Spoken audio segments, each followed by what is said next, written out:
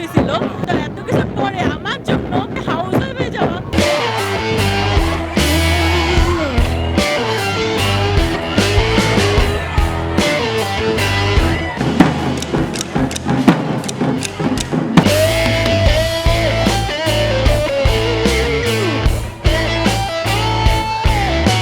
আমি কি করবো রেজাল্ট দিয়ে ওর কষ্ট কিন্তু সবচেয়ে কষ্ট সবসময় ওই রেজাল্ট করবে সেটা না আজকে সবসময় টেনশন করছে ও যাতে হাসে ও যাতে যখন ও হাসলো ওর ওর মন মতো হলো তখন আর কিছু চাওয়ার নেই কি করতে চান তাকে নিয়ে আসলে স্বপ্নটা কি?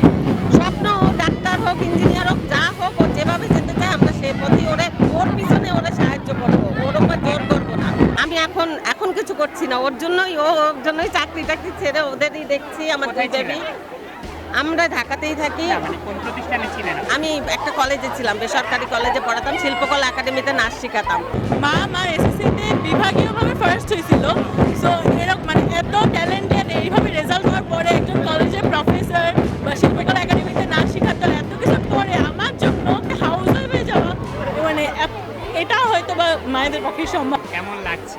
কান্না পাচ্ছে। দীর্ঘ 10 বছরের একটা কান্না পাচ্ছে অনেক মানে অ্যাকচুয়ালি এটা এক্সপ্রেস করার মতো না আমাদের কাছে কোনো ওয়ার্ডস হয়তো বা নাই যে আমরা এক্সপ্রেস করবো বাট অনেক অনেক অনেক ভালো লাগছে। এই যে আপনার বড় বোন ভালো ফলাফল করেছে, আপনি কি করছেন বা আপনি কি করতে চান আপনি? আমার অনেক ভালো লাগছে যে আমি ভাবতে পারিনি ও এত ভালো রেজাল্ট করবে আর